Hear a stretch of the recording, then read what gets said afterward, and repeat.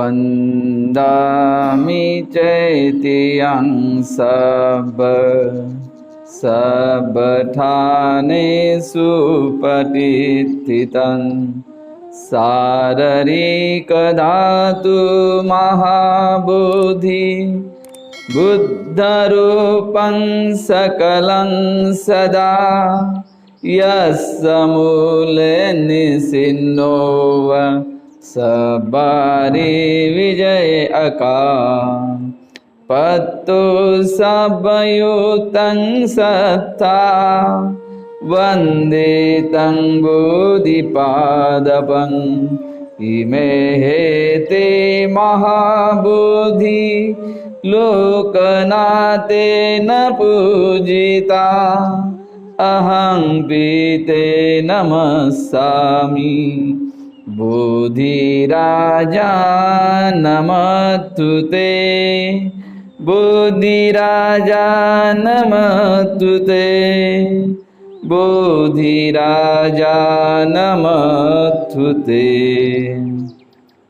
देव आणि मनुष्याचे गुरु, प्रज्ञेचे उद्गाता, विश्व शांतिदूत, महाकारुणिक तथागत भगवान बुद्ध, पवित्र पावन त्यांचा हा सद्धम्म आणि या सद्धम्माचा प्रचार आणि प्रसार करणारा पवित्र भिक्खू संघ. प्रथमतः बुद्ध धम्म संघाला त्रिवार वंदन. विश्वरत्न बोधिसत्व डॉक्टर बाबासाहेब आंबेडकर यांच्या धम्म क्रांती विचाराप्रती कृतज्ञ भाव. आज आपल्या बुद्धविहारामध्ये पूजनीय भिक्खू धम्मबोधीजी यांच्या वर्षावासाच्या निमित्ताने आज या ठिकाणी बुद्ध धातूबद्दल मी धम्मदेशना देणार आहे. आपण शांत चित्ताने ऐकावं. त्या निमित्ताने बौद्ध उपासक उपासिका, बालक तथा बालिकांनो, प्रियजनो, मी ही जी गाथा बोललो ही पालीमध्ये बुद्ध धातूबद्दल आहे की या निसर्गामध्ये जिथे जिथे बुद्धाचे धातू आहे त्या धातूला सुद्धा मी त्रिवार वंदन करतो. आणि जेव्हा भगवंतानी शेवटचं भोजन घेतलं होतं, पहिलं भोजन सुजाता या भगिनीच्या हातचं आहे की जी सोन्याच्या पात्रामध्ये खीर ग्रहण केली. ती खीर खाल्ल्यानंतर त्यांना संबोधी प्राप्त झाली. हे पहिलं भोजन आहे. आणि शेवटचं भोजन चुंद लोहाराच्या घरी पावा या ठिकाणी घेतलेलं हे शेवटचं भोजन आहे. भगवान आनंदला म्हणतात की आनंद, हे दोन्ही भोजन सारखेच आहे. उद्या लोक म्हणतील की चुंदाच्या घरचं भोजन ग्रहण केल्यामुळे भगवंताचं महापरिनिर्वाण झालं, त्याला दोष देतील. पण तू त्यांना समजून सांग की नाही, तथागत असं असं बोलले होते. आणि खरोखर चुंदाने सुद्धा शेवटचं भोजन दिल्यानंतर सुकर मधव हा जो कंद आहे, तर तो कंद फक्त डुक्कर नावाचा प्राणी किंवा डुकर तेच पचवू शकतात, बाकी कोणी पचवू शकत नाही त्याला. आणि चुंदाने सुंदर असा तो सुकर मधव आणला आणि आपल्या घरी बनवल्यानंतर भगवंताला भोजन दिलं. भगवंताने बघितलं आपल्या दिव्य बलाने की हे भोजन मनुष्यापासून तर देवतापर्यंत या ब्रह्मांडामध्ये कोणीही तथागताशिवाय दुसरं पचवू शकणार नाही. मग तेव्हा तथागत चुंदाला म्हणाले, चुंदा, जे काही भोजन शिल्लक असेल ती भाजी तू बनवलेली ती तथागता व्यतिरिक्त दुसऱ्या कोणालाही वाढू नकोस. फक्त तथागतांच्या पात्रात टाक, त्यांना जेवढं पाहिजे तेवढं. बाकी उरलेलं कुठल्याही जीवजंतूला खाऊ देऊ नको, प्राण्याला खाऊ देऊ नको. ते खड्डा खोदून त्या खड्ड्यामध्ये टाक आणि वरून माती ढकलून दे. तर तेव्हा चुंदाने पण तसंच केलं. नंतर भगवंताला खूप वेदना झाल्या ते भोजन पचवण्यास. आणि भगवंत म्हातारे झालेले होते, वय वर्षे 80 कंप्लीट झालेलं होतं. आणि फक्त 3 महिन्याचाच कालावधी बाकी राहिला होता. म्हणजे तिथून शेवटचा वर्षावास वैशालीला जेव्हा केला तेव्हा त्यांनी चापाल चैत्यामध्ये गौतम चैत्य आणि बहुसंख्याक पुत्रक चैत्य, त्यानंतर चापाल चैत्य, जेव्हा तथागत चापाल चैत्यामध्ये विहार करत होते तेव्हा मार त्यांच्या जवळ आला आणि त्यांना म्हणाला, तथागत हात जोडून त्यांनी वंदन केलं आणि म्हणाला, तथागत की आता तुमची मरणाची वेळ जवळ आलेली आहे, आता मृत्यूला प्राप्त झाले तरी चालेल. भगवंत म्हणतात, हे पापी मारा, मी तुला ओळखतोस. जेव्हा मी ग्रहत्याग केला तेव्हा तू तिथे कपिलवस्तू नगराच्या गेटमध्ये येऊन तू मला बोलला होतास की तथागत होण्यासाठी तुम्ही जाऊ नका किंवा बुद्ध बनण्यासाठी तुम्ही जाऊ नका. जर तुम्ही रोहिणी नदीच्या निमित्ताने जर युद्ध केलं तर आजपासून 7व्या दिवशी तुम्ही चक्रवर्ती सम्राट बनणार आहात, तर तुम्ही ग्रहत्याग करू नका. पण सिद्धार्थ गौतम तेव्हा ऐकत नाहीत. ते म्हणतात नाही, आणि ते ग्रहत्याग करतात. तर बुद्ध त्याला म्हणतात की तेव्हा तू तिथे आला होतास ती आठवण करून देतात आणि आज तू इथे आलास, पण आजपासून तथागतांचं 3 महिन्यांनी महापरिनिब्बाण होणार. म्हणजे वैशालीला शेवटचा वर्षवास केला आणि तिथून जेव्हा ते निघाले आणि भगवंताने आपलं पात्र वैशालीला ठेवलं आणि तिथून ते निघाल्यानंतर मग चुंदाचं शेवटचं भोजन त्यांनी ग्रहण केलेलं आहे, शेवटचं भोजन चुंदाचं. आणि तिथून जेव्हा ते निघाले राजगिरामार्गे म्हणजे कुशीनारा, राजगिराला, वैशालीला किंवा श्रावस्तीला, कपिलवस्तूला मोठे मोठे शहरं होते, पण त्यांनी तिथे महापरिनिब्बाणाला जावं हा विचारही मनात येऊ दिला नाही.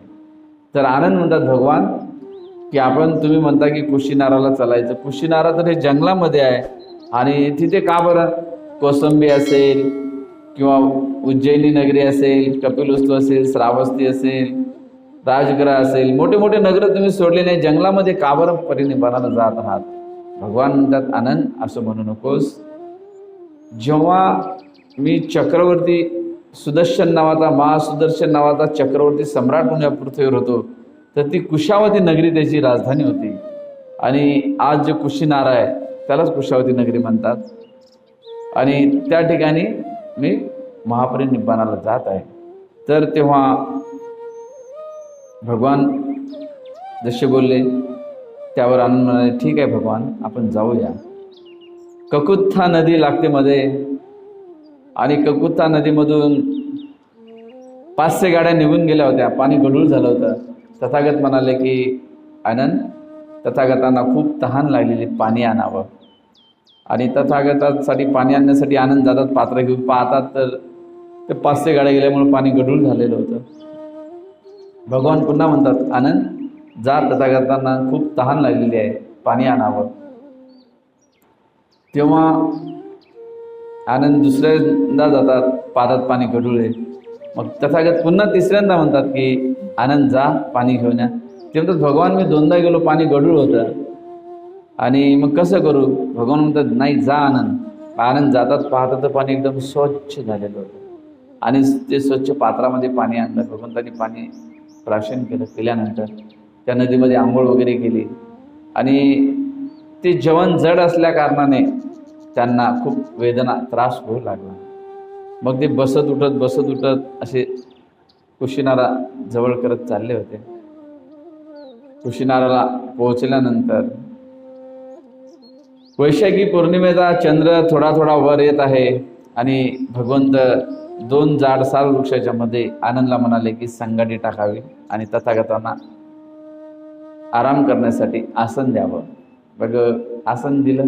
आसनावर ते उजवा पायावर डावा पाय आणि डाव्या पायावर डावा हात असा सरळ रेषेत ठेवून आणि खाली सुद्धा उजव्या कडावर झोपलेले असताना, पहुडलेले असताना उजवा हात डोक्याखाली घेतला आणि शांत चित्ताने ध्यानामध्ये स्वतःला स्थित प्रज्ञ ठेवून संप्रजन्य सतीमा जाणत ते श्वास घेत आहे, श्वास सोडत आहे. अनिरुद्ध म्हणते आनंदचे सख्खे चुलत भाऊ, तथागतांचे पण ते चुलत भाऊच असतात, ते बाजूला बसून ध्यान करतात. मग आनंद विचारतो, गेले का तथागत महापरिनिब्बाणाला. ते म्हणतात नाही, पहिल्या ध्यानात आहे. मग आता पुन्हा थोड्या वेळाने गेले काय महापरिनिब्बानाला? म्हणजे नाही, दुसऱ्या ध्यानात आहे, तिसऱ्या, चौथ्या. तेवढ्यात एक सुबुद्ध नावाचा महल्लक म्हातारा पुरुष तिथे आला आणि तो भगवंताला वंदन करून तो पुढे पुढे येतो तथागतांचं दर्शन घेण्यासाठी. बरेचसे भिक्षू आणि देवता लोकांची एवढी गर्दी होती की सुईच्या टोकावर मावेल एवढी जागा सुद्धा शिल्लक नव्हती राहिली त्या ठिकाणी. तर देवता लोक पण म्हणाले की आम्हाला तथागतांचं शेवटचं दर्शन झालं पाहिजे. आणि हा महल्लक म्हातारा पुरुष पुढे पुढे जाते, आनंदाच्या पुढे उभे राहतो. भगवान म्हणतात, अरे आनंद, एखादा व्यक्ती जर गंगा नदीच्या काठी आला आणि तहानलेला व्याकुळ आहे, त्याला जर पाणी नाही मिळालं तो दुःखी होईल, कष्टी होईल. तू त्यांना येऊ दे. तो सुबद्ध तथागतांना त्रास देणार नाही. धम्म जाणून घेण्याच्या इच्छेने तो प्रश्न विचारेल, त्यांना येऊ दे. तर तेव्हा मात्र सुबद्ध येतो आणि भगवंताला वंदन करतो आणि म्हणतो की तथागत, मला शिवर द्या, मला भिक्खू बनायचं आहे आणि तुम्ही जिवंत असताना हयातीतच तुमच्या मला निब्बान प्राप्त करायचं. तर विचार करायसारखी गोष्ट आहे की भंते आनंद कितीतरी वर्षाचा संवाद लाभला तथागतांचा, पण तरी तो श्रोता पण नाही फक्त. आणि हा व्यक्ती अंगावर चिवर पण नाही, काहीच नाही, फक्त तुमच्यासारखा ग्रस्त आहे, सद्ग्रस्त आहे. आणि तो म्हणतो मला चिवर द्या आणि तुम्ही जिवंत असतानाच मला निब्बान प्राप्त करायचं आहे. आणि तेव्हा मात्र भगवंताला वाटते खरंच तो निब्बान प्राप्त करणार आहे. भगवंत त्याला आनंदला सांगतो, याला चिवर द्या. चिवर घेतो आणि एक कसीन, एक कमठान घेतो. ठिट्टंग ठिट्ट म्हणतो परिसामी, स्थित राहून स्वतःचा श्वास मी चेक करत आहे, श्वास येत आहे, श्वास जात आहे, हे समजून तो अरणपद प्राप्त करतो.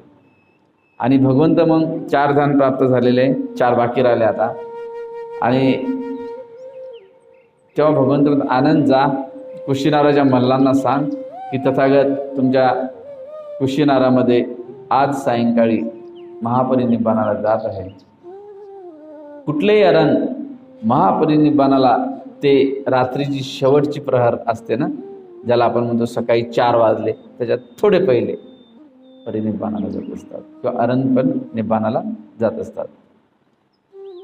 तर ते कुशीनाराचे मल्ल काय राज परिवाराचे स्त्रिया पुरुष तिथे आले आणि जोडी जोडीने भगवंताचं वंदन करू लागले. काही रडू लागले, दुःखी कष्टी होऊ लागले. स्त्रिया केसावर ओढून रडत होत्या. आणि मग नंतर तथागत म्हणतात, आनंद तथागतांना, मग आनंद विचारतो, भगवान तथागतांचं महापरिनिब्बान झाल्यानंतर मग त्यांना कसं, त्यांच्या शरीराचा विधी कसा करायचा? भगवंत म्हणतात, सुगंधी द्रव्याने, अत्तराने, अगरबत्ती, मेणबत्तीने. आज मेणबत्ती आहे पण तिथं धूप शब्द आहे आणि दीप आहे, मग ते दिवा असू शकतो आणि काहीतरी सुगंधी वस्तू असलीच पाहिजे. तेव्हाच तर सुगंधी काय वदन अनंत गुणगंधीनं म्हटलेलं आहे. आणि भगवंतांनी सांगितलं की रुई सफेद, त्या कापसावर थोडे डाग नसला पाहिजे, स्वच्छ रुई काढायची, भगवंताच्या शरीराला लावायची. आणि नंतर मग सफेद कापडाच्या जुड्यानी, 500 जुड्यानी त्या अशा वेढायच्या, म्हणजे अंगाला गुंडाळायच्या. आणि एका द्रोणीमध्ये टाकायचे, त्यामध्ये सुंदर असं अत्तराने तेल पण टाकायचं आणि ती दुसरी द्रोण त्याच्यावर वर ठेवायची. आणि मग तेव्हा भगवंत महापरिनिब्बानाला गेले आणि मल्ल लोकांनी भगवंताच्या शरीराची नृत्यगीत वादनाने पूजा केली आणि ते अग्निडाह देण्याच्या तयारीत होते. तर लोकांची इच्छा होती नगराच्या दक्षिण दिशेने जाऊन दक्षिणेकडे नेऊन तथागतांच्या शरीराला अग्नी द्यायचा.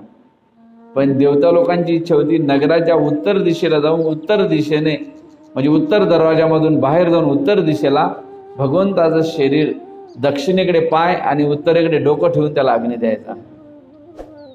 तर मग देवता लोकांची संख्या जास्त होती, स्त्री पुरुष लोकांची, सामान्य लोकांची संख्या कमी होती. मग त्यांनी भगवंताच्या शरीराला त्या द्रोणीला उचलण्याचा प्रयत्न केला, पण ती उचलल्याच जात नव्हती. मग अनिरुद्ध भंतेला विचारण्यात येते, काय हे काय प्रकार आहे? तेव्हा ते म्हणतात देवता लोकांची इच्छा आहे की नगराच्या उत्तर दिशेने उत्तर दरवाजाने जाऊन उत्तर दिशेला उत्तरेकडे डोकं ठेवून दक्षिणेकडे पाय तथागतांचे ठेवायचे आणि नंतर अग्नी दिला जाईल. मग त्या पद्धतीने करतात. तोपर्यंत 7 दिवस कंप्लीट होतात. कंप्लीट ते अग्नी देण्याचा प्रयत्न करतात पण अग्नी पेटतच नाही. तेव्हा एक जैन व्यक्ती, तो अंगावर कुठल्या प्रकारचं वस्त्र नाही, जिथे तथागतांना महापरिनिर्वाण झालं त्या ठिकाणी फुलांचा एवढा काही ढिगारा झाला सुगंधी द्रव्याचा, त्यामधले काही पुष्प हातामध्ये घेऊन तो त्या रस्त्याने पावानगरीकडे निघाला. रस्त्याने येताना महाकाश्यप म्हणते आणि त्यांच्यासोबत 500 भिक्खू असतात. तर तेव्हा महाकाश्यप म्हणतात की आपण आमच्या शास्त्रांना ओळखतास का? तो म्हणतो हो, मी तथागतांना ओळखतो आणि तथागतांचं महापरिनिर्वाण झालेलं आहे. आज 7वा दिवस आहे आणि हे फूल मी तिथूनच आणलं असं ते दाखवतात. तर तेव्हा महाकाश्यप म्हणते आणि 500 भिक्खू जलद गतीने तिथे पोहोचतात आपल्या बलाने आणि हेचीवर उत्तरासंग उजव्या साईडला खांद्यावर करून भगवंताला ते वंदन करतात. 500 भिक्खू महाकाश्यप पण वंदन करतात आणि त्या द्रोणीमधून भगवंताचे पाय असे बाहेर येतात. त्या पायावर महाकाश्यप डोकं ठेवून 3दा वंदन करतात आणि जसे हात जोडताना मागे मागे सरकतात. कोणीही अग्नी न देता त्या चितेला अग्नी लागतो. त्या चितेला अग्नी लागल्यानंतर मग आता आपण पाहतो ना, 3ऱ्या दिवशी प्रथा आहे की त्या चितेला शांत करतात, पाणी वगैरे टाकतात आणि ते अस्थी जमा करतात. तर तेव्हा राजे महाराजे सर्वांना माहिती झालं की तथागतांचं महापरिनिर्वाण कुशीनाराला झालेलं आहे आणि प्रत्येक जण अस्थीचा वाटा मागण्यासाठी तिकडे निघाले. त्यांच्यामध्ये युद्ध होणार, वाद होणार आणि कुशीनाराचे मल्ल ते म्हणतात आम्ही कोणाला धातू देणार नाही तथागतांचे, कारण का आम्ही क्षत्रिय आहोत आणि तथागत पण क्षत्रिय होते आणि ते आमच्या कुशीनारा या नगरीमध्ये महापरिनिर्वाणाला गेले, त्यामुळे आम्ही कोणालाच देत नाही. तेव्हा द्रोण नावाचा व्यक्ती तो म्हणाला, अरे आपले शास्त्रा खंतीवादी आहेत, शांतवादी आहेत, शांतता त्यांनी धारण केलेली आहे आणि ते वादविवादात कधी पडत नाही. तर आपण त्यांना शांततेच्या मार्गाने हे केलं पाहिजे, त्यांच्या अस्थीची वाटणी केली पाहिजे. तेव्हा अस्थी वाटण्या अगोदर त्या अस्थीचा ढिगारा जमा केला आणि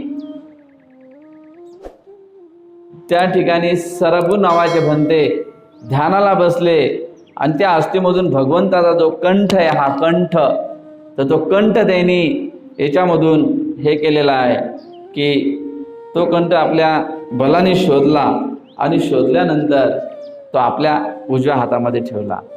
तेव्हा खेम नावाचे भंते पण बाजूलाच होते. त्यांनी पण बघितलं की सरबू भंतेने काय केलं, तसं त्यांनी ध्यान केलं आणि ध्यानाला बसून त्यामधून भगवंताची डाव्या साईडची जी दाढा आहे, दाढा, तर ती दाढा शोधली आणि आपल्या हाती घेतली, स्वतःकडे ठेवली बरेच दिवस. त्यानंतर आयु मर्यादा समाप्त होत असताना ती त्यांनी आपल्या विहारातून ब्रह्मदत्त नावाचा राजा आहे त्याच्या हवाली केली आणि त्या ब्रह्मदत्त राजाने जोपर्यंत त्याचं राज्य आहे किंवा तो जिवंत आहे तोपर्यंत त्यांनी स्वतःकडे ठेवली. त्यानंतर त्याचा मुलगा गुरासिंह नावाचा त्याच्या ताब्यात त्यांनी दिली आणि तेव्हा पाटलीपुत्राचा राजा पांडू नावाचा राजा आहे. जर इतिहासाची डेटिंग चेक केली तर असं लक्षात येते की पांडू नावाचा राजा हा समुद्रगुप्त याच्याशी मिळता जुळता आहे. तर तेव्हा त्यांनी पण ती जी दाढा आहे गुरासिंहने आपल्याकडे ठेवली आणि त्याची राजधानी कलिंग, आताचं ओरिसा, ज्याला जगन्नाथपुरी म्हटलं जातं, ते शहर पुरी, ती त्याची राजधानी होती. जर सूर्याचं किरण पडलं तर असं तो स्तूपच एवढा उंच होता, 100 फूट, आणि पूर्ण सोन्याच्या पत्राने असा आच्छादलेला होता. तर सूर्याचं प्रत्येक किरण त्याच्यावर पडल्यानंतर परावर्तित व्हायचं, पूर्ण नगरी सूर्यमय व्हायची ती. तर तेव्हा खारवेल नावाचा राजा होता, तर तो मात्र निर्ग्रंथक पूजक होता आणि त्यांनी त्या दाढेला घेण्यासाठी खूप प्रयत्न केले. तेव्हा पांडू नावाचा राजा आणि काही निर्ग्रंथिक होते, तर ते ओरिसा प्रांतात राहत होते आणि बुद्ध धम्म संघावर त्यांची श्रद्धा नव्हती.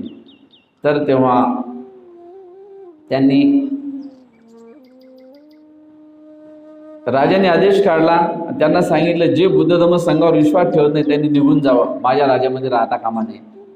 मग ते आले, पाटलीपुत्र या राजाच्या राजधानीमध्ये आले आणि पांडू राजाला त्यांनी एकाचं दोन सांगितलं, खोटं सांगितलं की महाराज, हा जो तुमचा मांडलिक आहे घोराशिव राजा मेलेल्या प्रेताच्या हाडाची पूजा करतो, अग्नीची पूजा करत नाही आणि तो इंद्र वरुण याची पूजा करत नाही, तर तुम्ही त्याला दंडित केलं पाहिजे. तेव्हा त्याने आपला सेनापती चितयान याला पाठवलं, जा काही सैन्य घेऊन, आणि सोबत एका मंत्र्याच्या हाती एक लखोटा पत्र दिलं. त्या पत्रामध्ये असं लिहिलेलं आहे की हे राजा, तू ज्याही स्थितीत जिथे आहे, ज्याही अवस्थेत, त्याच अवस्थेत तू जी पूजा करत ती वस्तू घेऊन पाटलीपुत्राला निघून यावं. मग चितयान जातो, भेरी वाजवली जाते, युद्धाची भेरी वाजवली जाते आणि म्हटलं जातं की हे राजा, मी तुझ्या राजधानीच्या नगरातील दरवाजामध्ये आलेलो आहो, एक तर युद्धासाठी तयार हो, नाही तर जी वस्तू तुझ्याकडे आहे ती मला देऊन टाक. असं ती माहिती तिथे पुरवली. तेव्हा घोराशिव सफेद वस्त्र परिधान करून आणि सफेद नवीन वस्त्र सोन्याच्या पात्रामध्ये घेऊन, जो राजाचा पोशाख असतो तो पूर्ण पोशाख त्यांनी एका पात्रामध्ये घेतला आणि तो नगरातून बाहेर येऊन आपला मित्र चितयान याचं स्वागत केलं त्यांनी. आणि स्वागत करून म्हटला, मित्रा, तू हे वस्त्र परिधान कर आणि जी मी पूजा करतो त्या धातूची तू पण तशी पूजा कर.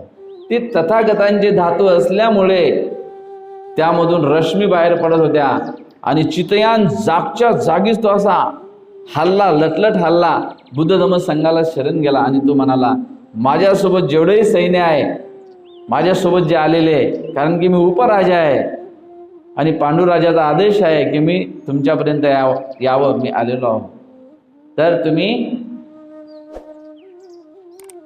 या धातूला सोबत घेऊन माझ्यासोबत चलावं.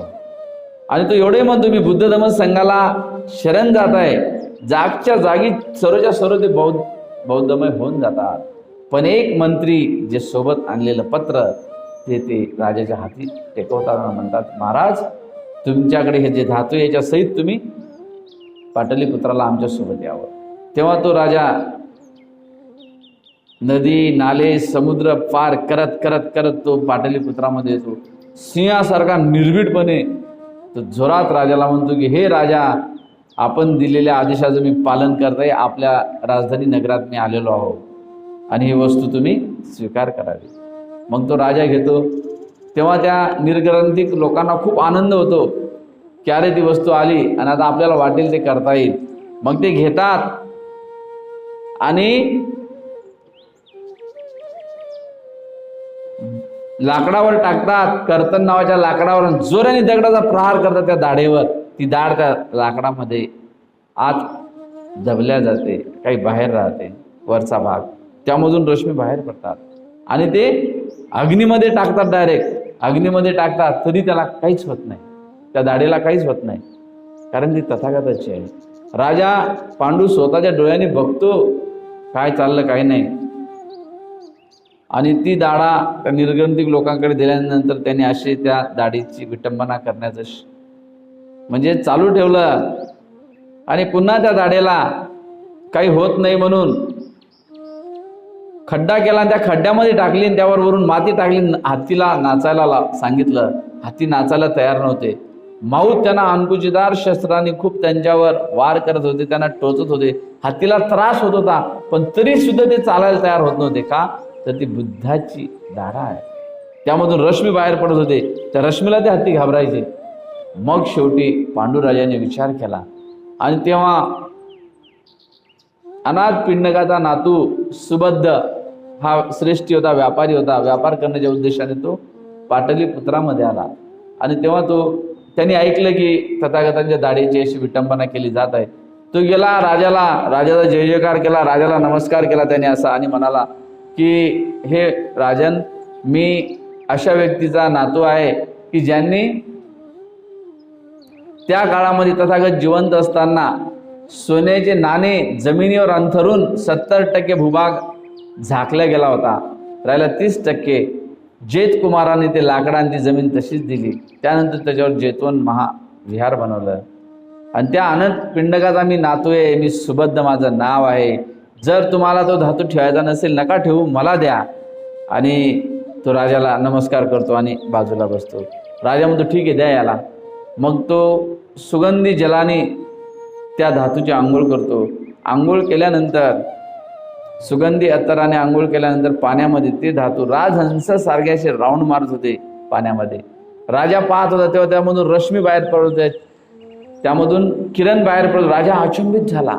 तेव्हा ते निर्ग्रंथी म्हणतात, नाही महाराज, याच्या डोक्यावर हे पात्र आहे, याच्या अंगीच काहीतरी बल आहे म्हणून तर हे रश्मी बाहेर पडतात. तेव्हा राजा म्हणतो, का रे, तुला समजत नाही का की तुझ्या अंगी जर काही बल असेल तर त्या बलाने तू हे दाखवत आहे? तो म्हणाला, नाही महाराज. मग तेव्हा तो म्हणतो, ज्यांचे हात रक्ताने माखलेले होते, हातपाय रक्ताने माखलेले होते, शस्त्र रक्ताने माखलं होतं, अशा अंगुलीमालाला ज्या तथागतांनी आपल्या क्षमाबलाने संयमित केलं आणि आपल्या बलाने त्याला जिंकलं, तो अंगुलीमाल सुद्धा बुद्धांचा शिष्य झाला. जी सुंदरी नावाची स्त्री खोटे नाटे आरोप करून तथागतांना बदनाम करण्याचं षड्यंत्र त्या काळातही काही लोकांनी रचलं होतं, त्यामध्ये ते सफल होऊ शकले नाही. त्या सुंदरीवर सुद्धा तथागतांनी तिला माफ केलं. तिला म्हटलं नाही की तू हे खोटे नाटे आरोप केले आणि आता तुझी बदनामी झाली पाहिजे म्हणून तुझे हे षड्यंत्र माझी बदनामी व्हावे या उद्देशाने केलं. पण तरी सुद्धा क्षमा बलाने तथागत तिला जिंकतात. पण काही लोक तिचा खून करतात तथागतांना बदनाम करण्याच्या उद्देशाने. तरी सुद्धा तथागतांनी आपले क्षमा बलच त्या ठिकाणी वापरले. त्या तथागतांचे ते धातू आहे. तेव्हा मात्र राजाच्या लक्षात येते. पांडुराजा म्हणतो, खबरदार जर आता त्या धातूबद्दल कोणी काही खोटं नाटं सांगितलं तर त्याला कडक पनिशमेंट केली जाईल. मग ते म्हणतात, ठीक आहे महाराज. मग तेव्हा तो म्हणतो, माझ्या प्राणप्रिय मित्रा, तू जसे धातू घेऊन आला होता तसाच वापस ये एकदा पुन्हा पुरीवरून, आणि हे धातू तू घेऊन जा तुझ्या राजधानीमध्ये. तेव्हा तो वाजत गाजत आला आणि हत्तीवरून ते धातू वापस नेले. तेव्हा खारवेल नावाचा राजा हा निर्ग्रंथिक लोकांना मदत करत होता. त्याला माहिती पडलं तर तो पांडुराजावर चाल करून आला आणि म्हणाला की ते धातू मला दे, आणि ते धातू मला कुठल्याही परिस्थितीत पाहिजे. तो म्हणाला, माझ्याकडे होते, आता माझ्याकडे नाही आहे, मी वापस केले. पण त्याला विश्वासच येत नाही. तो युद्ध कर म्हणतो. युद्ध केलं जातं आणि त्याच्यामध्ये खारवेल मारला जातो धातूसाठी. तेव्हा त्याचा भाचा, बहिणीचा मुलगा, तो राजा बनतो. तो उपराजा असतो, तो आता राजा बनतो. तो म्हणतो, ज्या धातूसाठी माझे मामा मारले गेले, मला ते धातू कुठल्याही परिस्थितीत पाहिजे. मग तू चाल करून येतो. तेव्हा पांडुराजा म्हणतो की ते धातू माझ्याकडे नाही, मी गुराशिवला वापस दिले. मग तेव्हा गुराशिवचा भाचा दंतकुमार, त्याच्या बहिणीचा मुलगा, हा उज्जैनचा राजकुमार असतो. तो मामाच्या घरी येतो आणि म्हणतो की आपली जर परमिशन असेल, हे राजा, या धातूची पूजा मी करू का? तो म्हणतो ठीक आहे. त्याची श्रद्धा पाहिली, बुद्ध धम्मावर विश्वास पाहिला आणि तेव्हा तो म्हणाला ठीक आहे. तेव्हा खारवेलचा भाचा पुन्हा भेरी वाजवतो नगराच्या दरवाजामध्ये येऊन, हे राजा, ते धातू मला द्यावे, माझा मामा त्याच्यासाठी मारला गेला आणि मी तुम्हाला सोडणार नाही, असं तो म्हणतो. तेव्हा गुराशिव आपल्या मुलीला हेममाला हिला बोलवतो, विश्वासात घेतो. भाचा दंतकुमार तो भाचा असतो, बहिणीचा मुलगा असतो, या दोघांचा मंगलपरीने बौद्ध पद्धतीने त्याच विहारामध्ये लावतो, हातात हात द्या म्हणतो आणि सांगतो की याचं संगोपन करणं तुमचं काम आहे आता. आणि तेव्हा तो राजपोशाख चेंज करतो आणि ती धातू घेतो आणि गुराशिव आपल्या मुलीला म्हणतो की बेटा, युद्धामध्ये हार आणि जीत याची काही गॅरंटी नसते. हार पण होऊ शकते, जीत पण होऊ शकते. तुम्ही या धातूला घ्या आणि आपला मित्र महासेन नावाचा लंकेचा राजा, तो माझा मित्र आहे, त्याच्याकडे धातू सुपूर्द करा.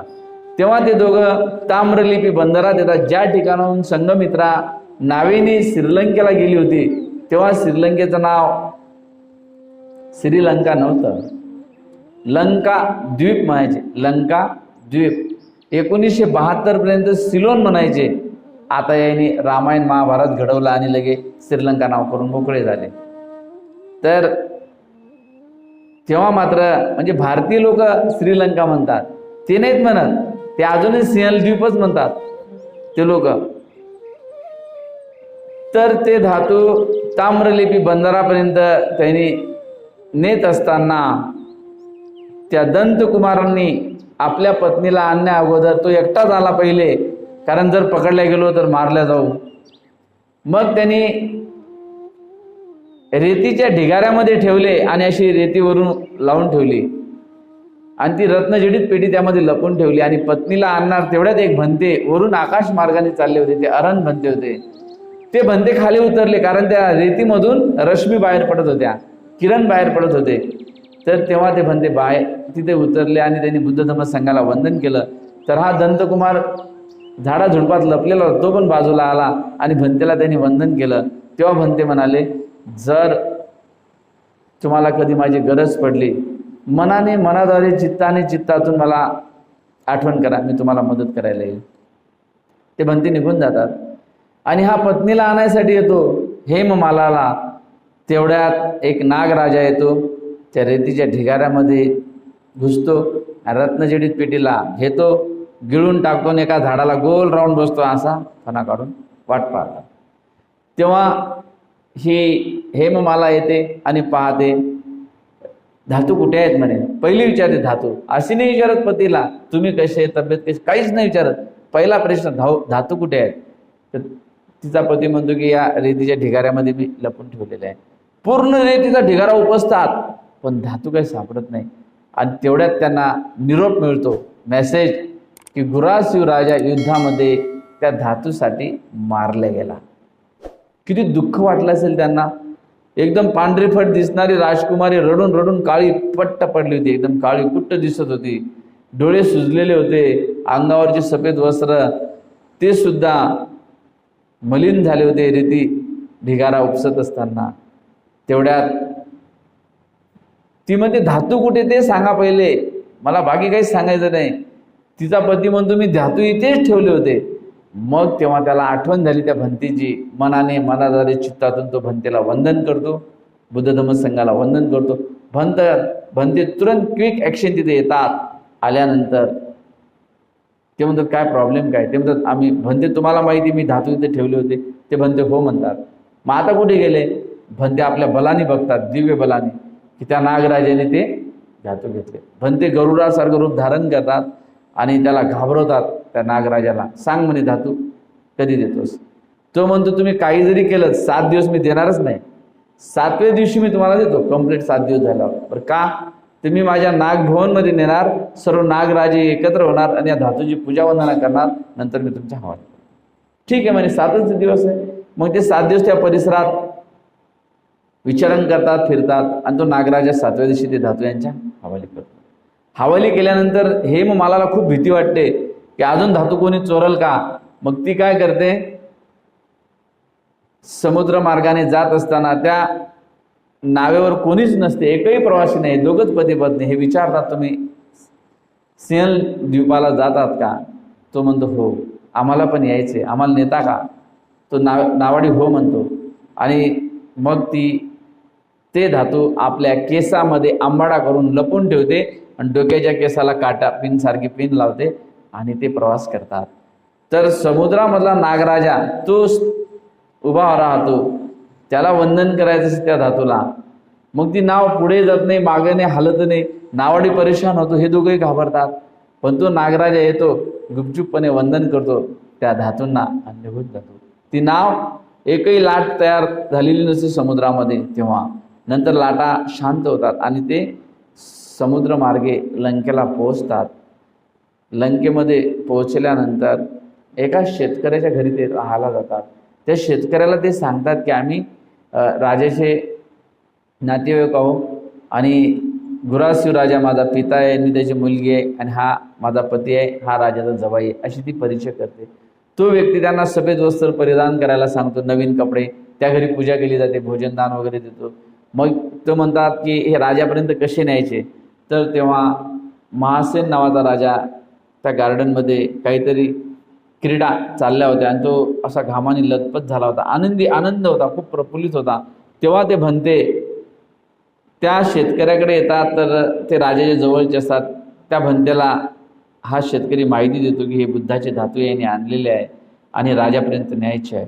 त्याला खूप आनंद होतो आणि तो जाऊन त्या बागेमध्ये गेल्यानंतर तिथे क्रीडा चालू असते आणि तो राजाला निरोप देतो.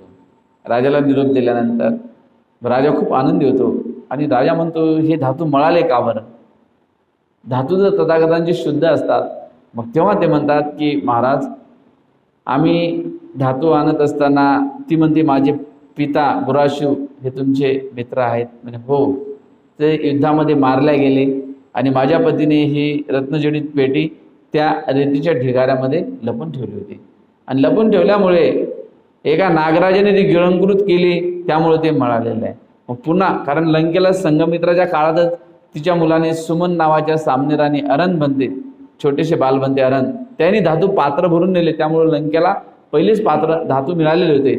मग हे सुगंधी द्रव्याने जलाने आणि अत्तराने स्वच्छ केल्यानंतर त्या पात्रामध्ये जशी सुबद्धने आंघोळ घातली होती तेव्हा नानाद पिंडकाच्या नातवानी आंघोळ घालत असताना ते धातू असे राऊंड मारत होते, एखाद्या शुभ्र राजहंसासारखे ते चक्कर काटत होते. मग राजा खुश झाला, आनंदी झाला. मग ते पहिले नेले शेतकरी, नंतर दंबुल या गावी, नंतर राजाची राजधानी आहे त्या ठिकाणी अनुराधापूर. आजही कॅन्डी नावाच्या टेम्पलमध्ये तो दंत धातू जसाच्या तसाच सोन्याच्या पात्रामध्ये हिऱ्याच्या बॅरिकेडमध्ये त्याला ठेवलेला आहे. आजही त्या दंत धातूला वर्षातून एकदा ते बुद्ध पौर्णिमेला, वैशाख पौर्णिमेला बाहेर काढतात आणि खूप खर्च करतात. खूप म्हणजे वाजत गाजत हत्तीला सुद्धा सोन्याने मढवतात आणि ती त्या धातूची मिरवणूक काढली जाते. आजही वर्तमान जर तुम्हाला जायचं असेल तर लंकेला गेल्यानंतर पाहण्याचा तुम्हाला संधी मिळाली तर तुम्ही ती संधी सोडू नका. आजही ते दंत धातू ज्याबद्दल मी तुम्हाला सांगत आहे ते कॅन्डी नावाच्या टेम्पलमध्ये जसेच्या तसेच आहे, भगवंताची दाढा. म्हणून प्रियजन हो, आपली श्रद्धा खूप वाढवा बुद्ध धम्म संघावर आणि बुद्ध धम्म संघाचा प्रचार आणि प्रसार इहलोकी वर्तमान जन्मामध्ये जेवढा तुम्हाला करता येईल तेवढा करण्याचा प्रयत्न करा. जीवनामध्ये याच्यामध्येच खरं सुख आहे. एवढं बोलून या ठिकाणी मी थांबतो. आपलं सर्वांचं कल्याण हो, सर्वांना हिताचा आणि सुखाचा मार्ग.